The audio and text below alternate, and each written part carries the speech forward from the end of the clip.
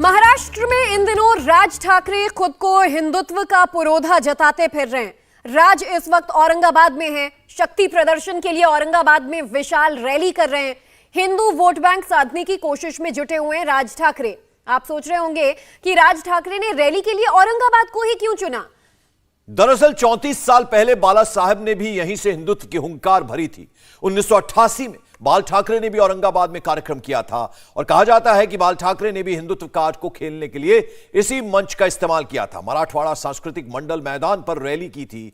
मराठवाड़ा क्षेत्र में पैर जमाने में औरंगाबाद की रैली ने बाल ठाकरे की काफी मदद भी की थी। औरंगाबाद शहर में मुस्लिम आबादी करीब 30 से 35% है। राज ठाकरे ने पहले मस्जिदों पर लाउडस्पीकर का मुद्दा उठाया।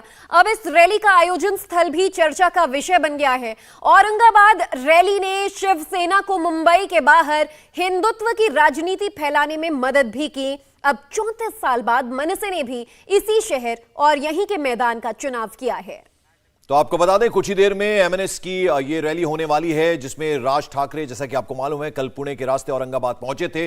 अब किसी भी क्षण जो है, पहले 5:30 का वक्त था, जैसे कि हम अपने सहयोगी पवन नारा से कुछ देर पहले बात कर रहे थे। उनका कहना था कि चूंकि गर्मी बहुत ज्यादा है इसलिए उसमें थोड़ा डिले होगा, लेकिन अब ऐसी उम्मीद की जा रही कि कुछ ही देर में यह रैली शुरू होगी जिसमें राज ठाकरे हुंकार भरेंगे। पवन नारा की एक रिपोर्ट आपको जरा पहले दिखा दें। मराठवाड़ा सांस्कृतिक मंडल में एमएनएस एक विशाल रैली करने वाली है।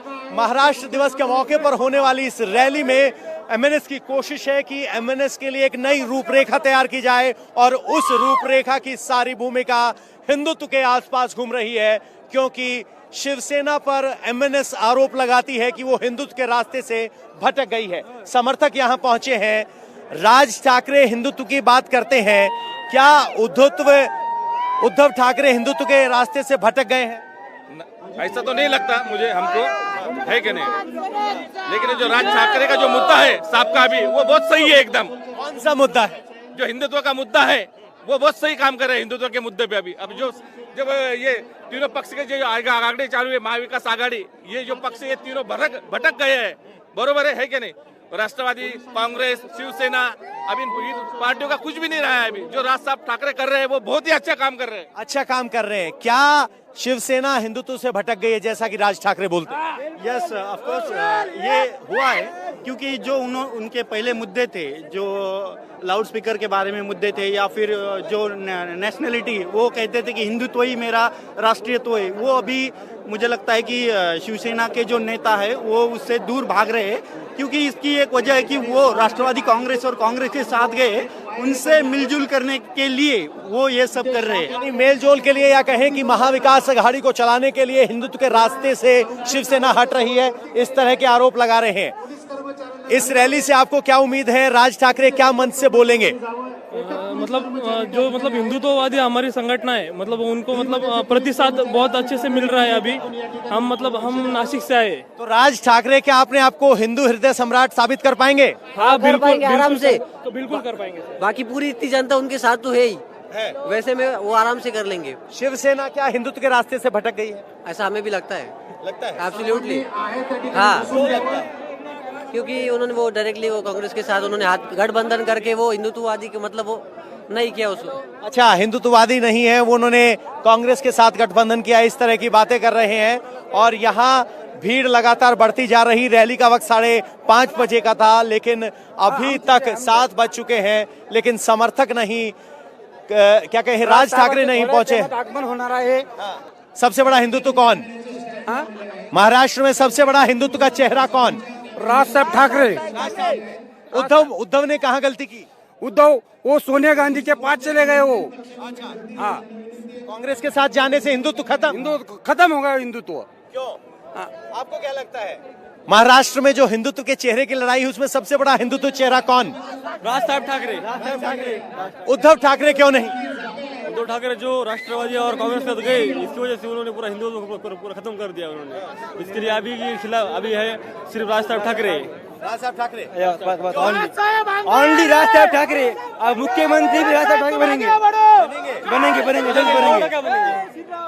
किस बात पे लग रहा है? अभी तक तो चुनावी सफलता नहीं मिली राज साहब को, अब क्यों लग रहा है मिलेगी?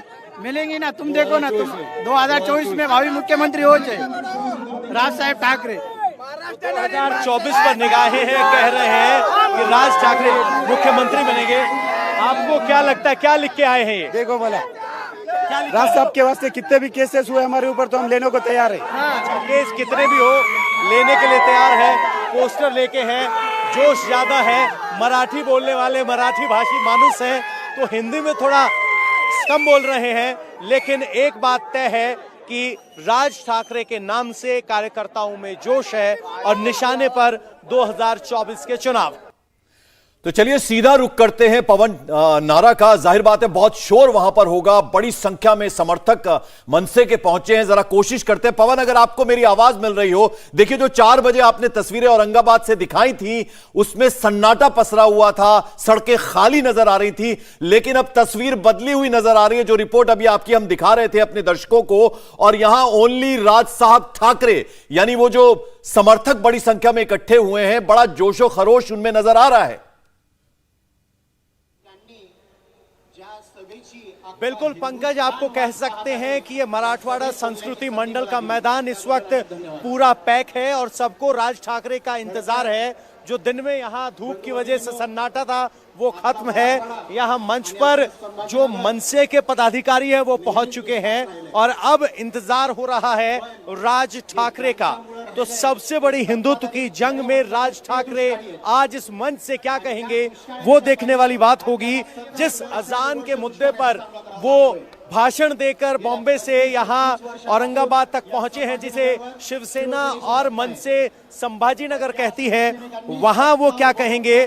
और दिलचस्प बात यह भी है कि जिस वक्त राज ठाकरे यहाँ संबोधित कर रहे होंगे उस वक्त रात्रि नमाज की अजान होने का भी वक्त होगा। तो क्या वो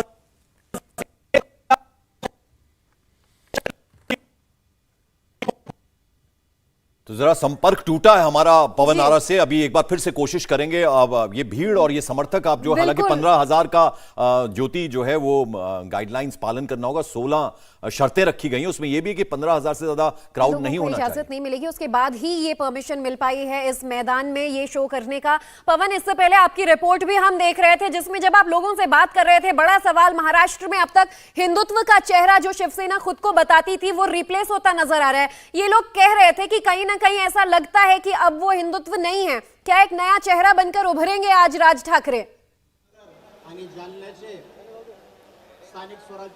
ज्योति, सबसे बड़ा सवाल यह भी है कि आखिर ये वैक्यूम क्रिएट क्यों हुआ।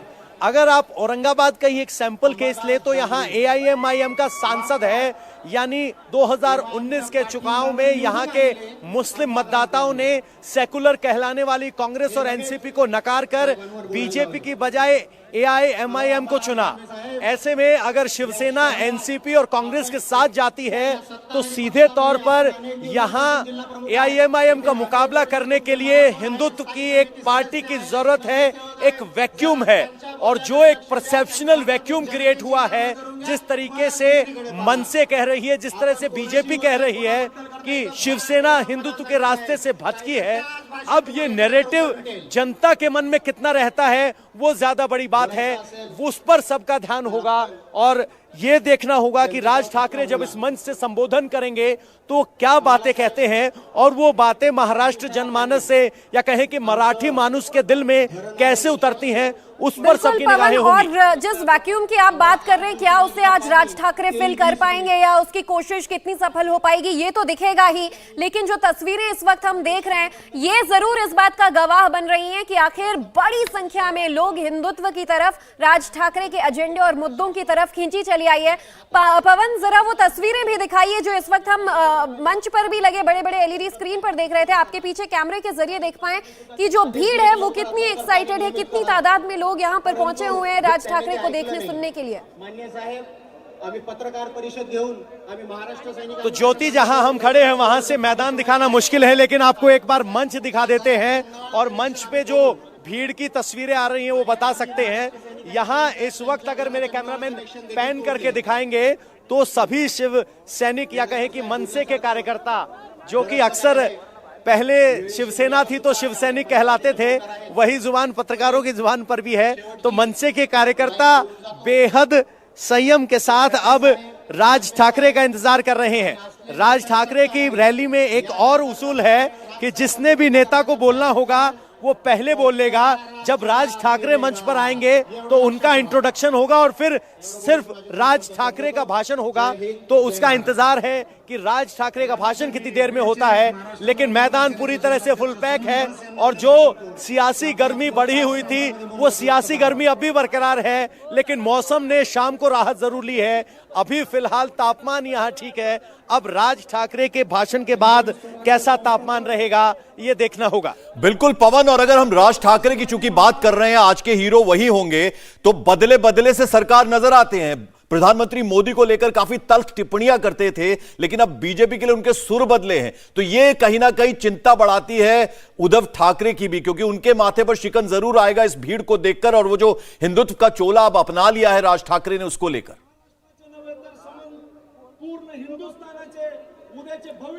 जी पंकज जी, अगर आप देखेंगे राज ठाकरे की रणनीति भी कुछ बाला साहब ठाकरे जैसी नजर आती है। बाला साहब ठाकरे ने मराठी गैर मराठी का मुद्दा उठाया था, उसके बाद शिवसेना पार्टी मुंबई और ठाणे से आगे बढ़ पाने में इतनी ज्यादा सफल नहीं हुई थी। उसके बाद अपने आप को बाला साहब ठाकरे ने हिंदू हृदय सम्राट स्थापित किया और शिवसेना का विस्तार पूरे महाराष्ट्र में हुआ। ठीक वैसी ही कदम चाल एमएनएस के राज ठाकरे की है। राज ठाकरे ने मराठी और गैर मराठी का मुद्दा उठाया, लेकिन उससे उन्हें इतनी चुनावी सफलता नहीं मिली। लेकिन अब उस हिंदुत्व के वैक्यूम की तरफ राज ठाकरे बढ़ रहे हैं, जो इस वक्त महाराष्ट्र की राजनीति में दिखाई दे रहा है, क्योंकि महाराष्ट्र की राजनीतिक और सांस्कृतिक पहचान में हिंदुत्व एक बड़ा अहम किरदार होता है, एक सामाजिक सांस्कृतिक पहचान का हिस्सा है। गर्व से कहो हम हिंदू हैं, ये महाराष्ट्र का एक आम नारा है जो शिव सैनिक लगाता था। लेकिन अब मनसे की कोशिश है कि जब हिंदुत्व की बात हो, जब जय श्री राम की बात हो, तो मनसे का नाम सबसे पहले आए। बिल्कुल, और वो जो संभाजी नगर वाला मुद्दा था वो भी कहीं ना कहीं शिवसेना से छीन लिया है राज ठाकरे ने। पवन,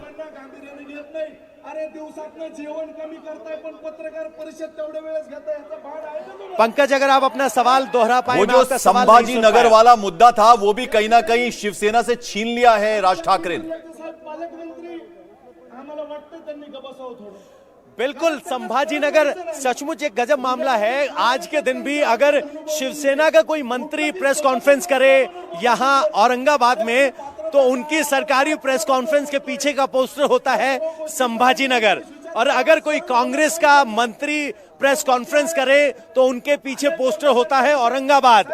यानी ये विरोधाभास सरकार के अंदर भी मौजूद है, और ये वही शिवसेना है जो अक्सर बात करती है कि औरंगजेब के नाम पर औरंगाबाद है और इस शहर का नाम संभाजी नगर होना चाहिए, क्योंकि महाराष्ट्र की संस्कृति संभाजी नगर से आइडेंटिफाई करती है। लेकिन शिवसेना चाहे बीजेपी के साथ सत्ता में रही हो, चाहे अब महा विकास अघाड़ी में हिस्सेदार हो, लेकिन औरंगाबाद का नाम बदलने की बात नहीं हुई है।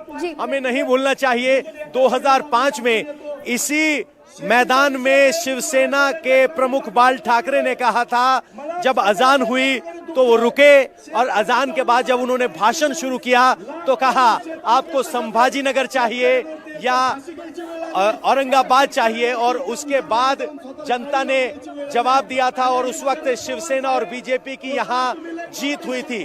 तो क्या वैसा ही सवाल और वैसा ही मंच से बोलते हुए राज ठाकरे नजर आएंगे?